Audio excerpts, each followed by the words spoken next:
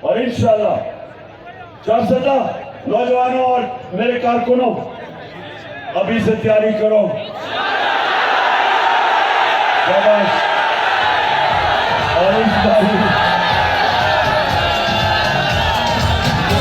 تیاری کرے گا اور جو پاکستان کا نوجوان نکلے گا اس باری.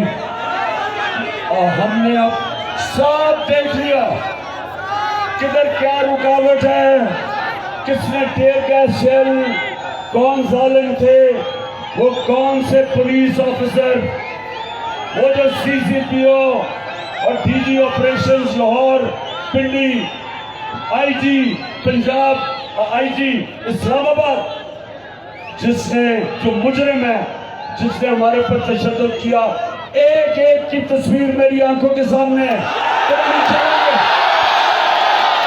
ہمارا وقت آئے گا اور انشاءاللہ اس باری ماڈل ٹاؤن کے اندر رانا ثناء اللہ 14 لوگوں کے قتل کیا آپ نے, 70 لوگوں کو گولیاں ماری.